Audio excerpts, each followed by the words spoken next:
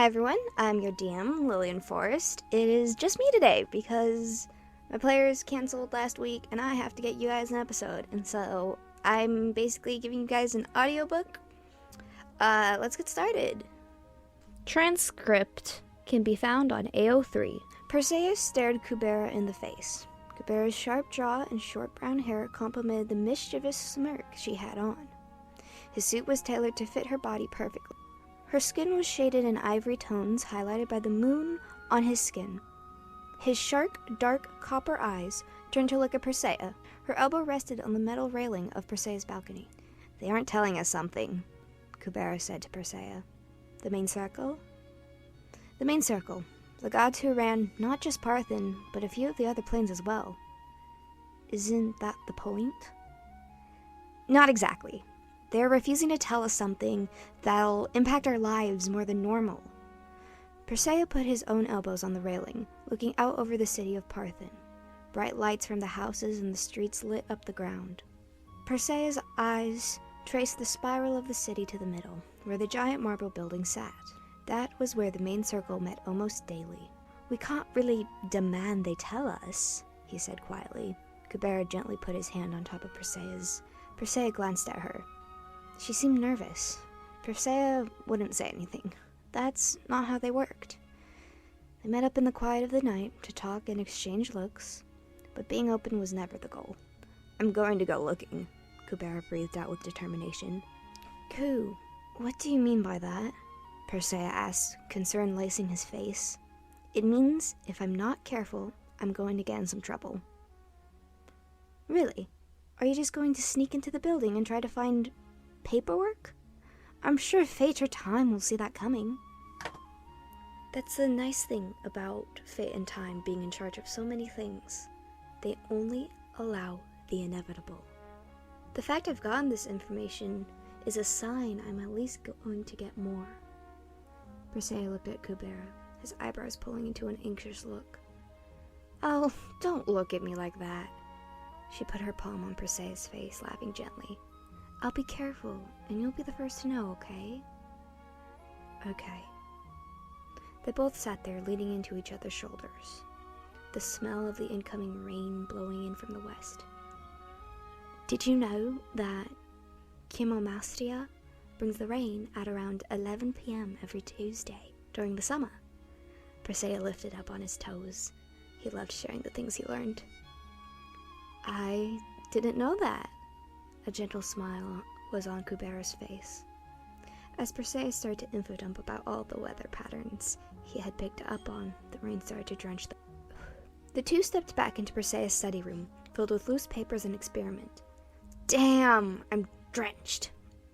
Kubera avoided loose papers as she headed towards the supplies closet. He pulled out 2 towels and tossed one to Perseae. "Why do you keep it so disorganized?" he asked, tussling his hair and then smoothing it back out with a towel. "It's not disorganized. It just that stock is the destruction spells, and that one has all the transportation information. Dark magic only cataloged the dark spells, so I'm pretty much having to figure out where every magic spell goes, how it's classified, what type of people use it the most." Perseae wiped off his blue hair, stepping over a stack. "It's how my brain works." "If you say so." She picks up a book, pretending to flip through it. "I gotta head out. Tuscalia is going to help me with my plan, so I need to meet them to finalize last details. I'll see you later, nerd." "Be safe. I'll see you soon, Ku." Kubera set the brown book into the wrong stack and walked, making Perseae cringe slightly, but he didn't say anything. Perseae sat holding the book Kubera had set down. An entire magic system. Somehow he had to get it organized. There were so many other types of magic. So how did he get stuck in one of the biggest roles? The youngest of the magics. He set the book in the stack of illusion books, picking up a small stack of papers. At the top of each list was the name of a god and what their magic is used for. It helped that he had finally finished with most of the list. Phaeid, goddess of ducks. Most common spells: shape water, plant growth, speak to animals, etc., etc. She goes in what he would label as the druid category. Hecaline had given him permission to take similar magics, categorize them, and label each category. Druids are normal carers of plants, animals, and life in general, and most of their spells revolved around those things. There were so many spells created by people that he wondered if he would ever have them organized. Perseae spent a few hours organizing before passing out on his desk. The next few days were a blur for him. He had forgotten that the Parthen games had been going on, barely leaving his library other than for food, or if Discordia got fed up with him. So he was relatively surprised when she showed up with a small gnome named Bonk. His joy of making a new friend did not last long, as he failed to create a magic item, instead trapping Bonk's soul inside of a staff. He made Discordia leave. She left the staff there, mocking his failure. He sat there, elbows on the floor, scribbling on a piece of paper. From the symbols on the floor to which stacks of books were where he had to.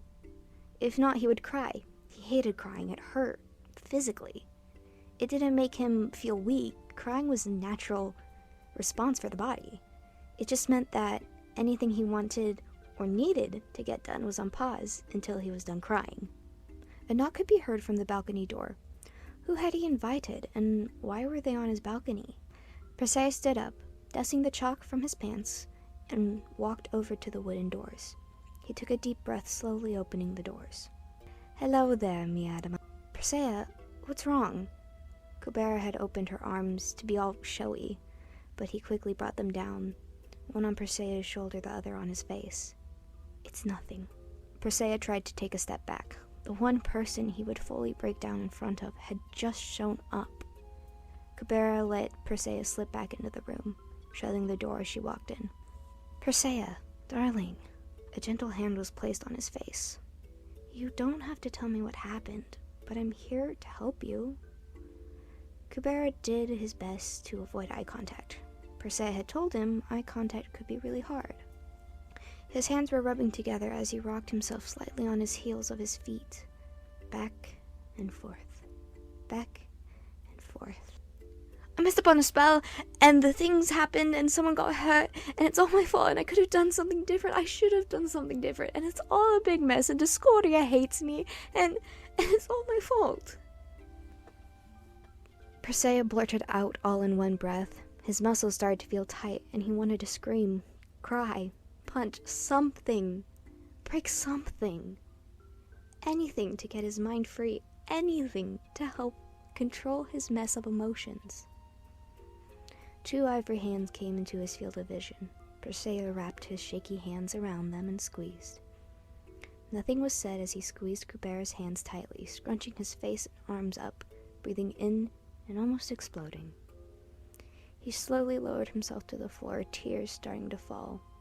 Kubera followed, her arms wrapping around his sobbing frame. He held the sobbing wizard until the wizard felt safe. The next event that flew past him was the reveal of an idea for the Beginner's Guide to Magic.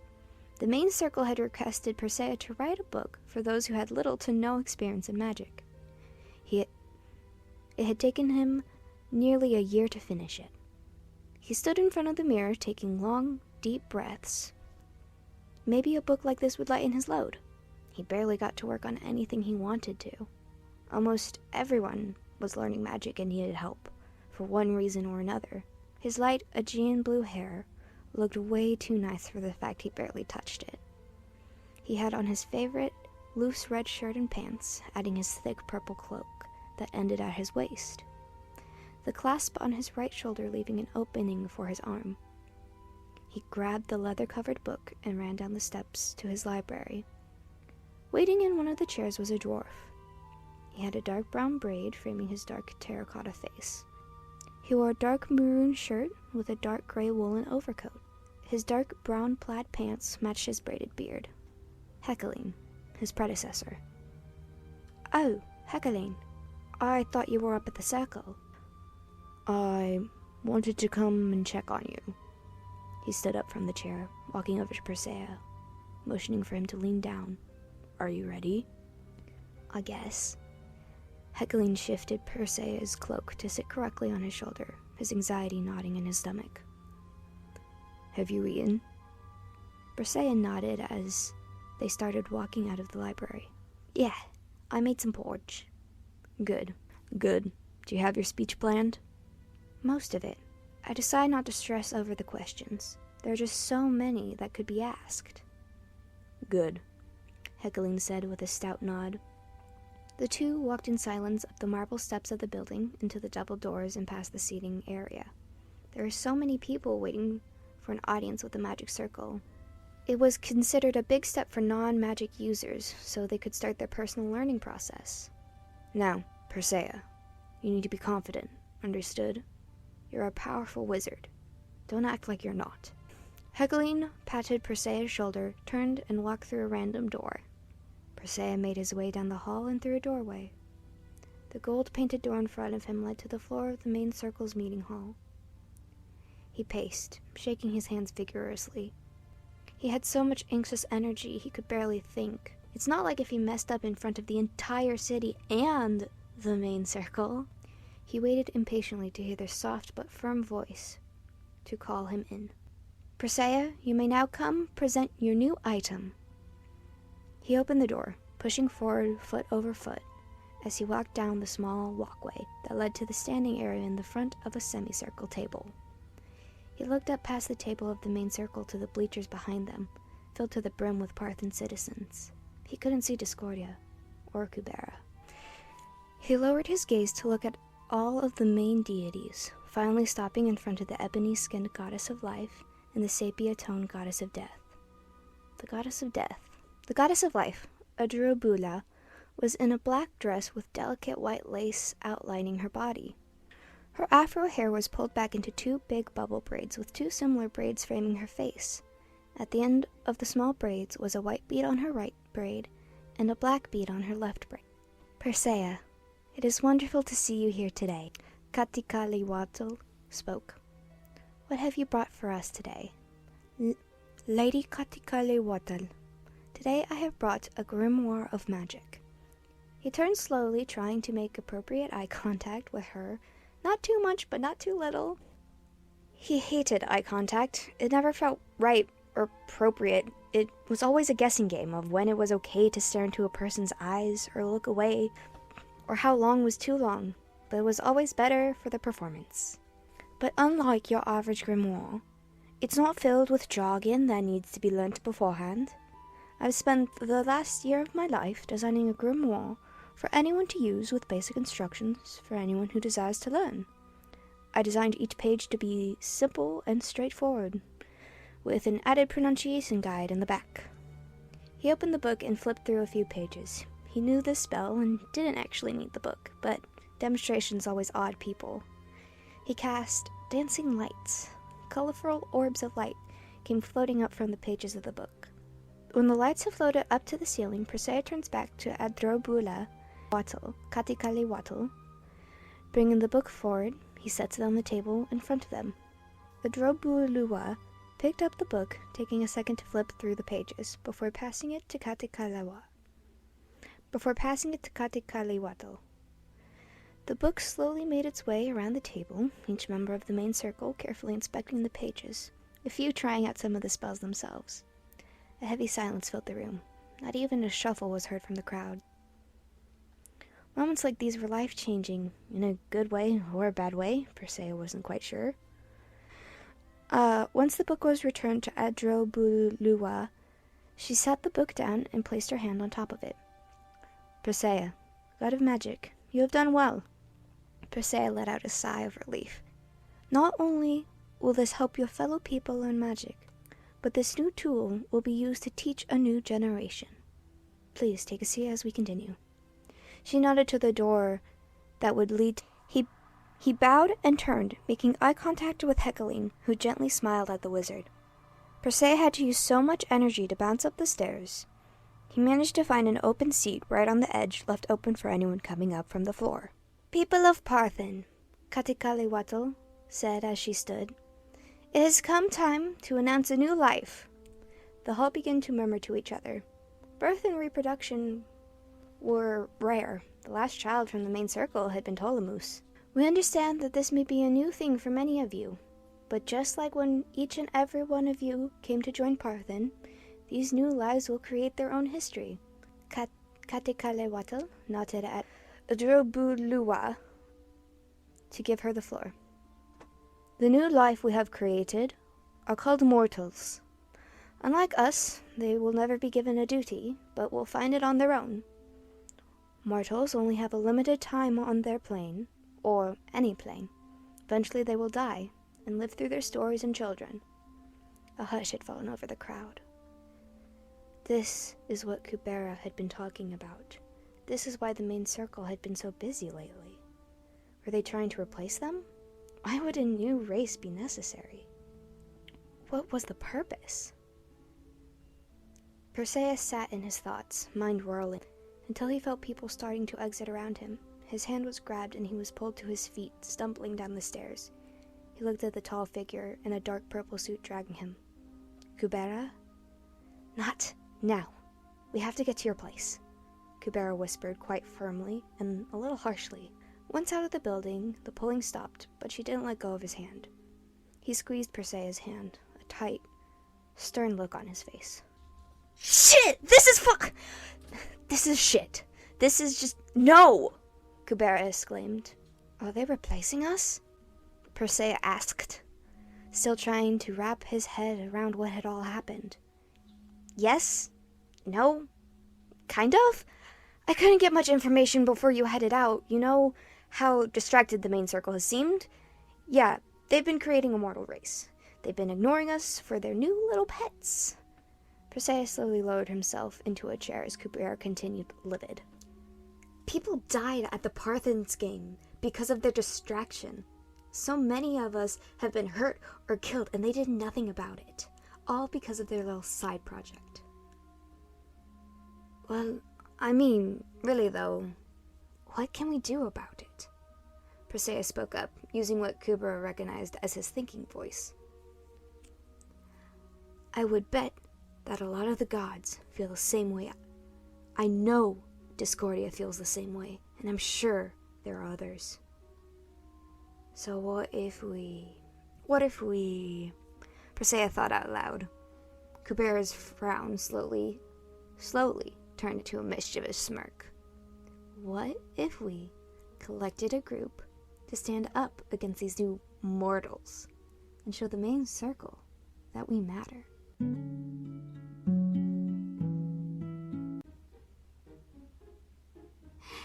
Thank you for listening. I am your DM, Lillian Forest.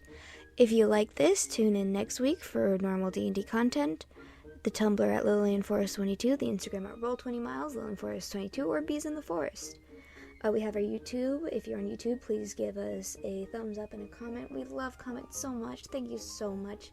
If you're on Apple Podcast, if you're on Apple Podcast, stars and a review. That would be awesome. We appreciate those a lot as well. Today's episode was... This is your fair warning. There are bloopers after this, which do involve a little bit of screaming, I think some crying and some singing. So this is your fair warning that I probably also curse. I don't remember. Just be warned. And if you're wearing earbuds, I might turn it down like 2 notches. She left the staff there, mocking his failures. Ooh, failures? Oh, that's even worse. It's nothing. Blah, blah, blah, blah, blah. British, be British. I'm British. I'm British. I'm Perseae. I'm British.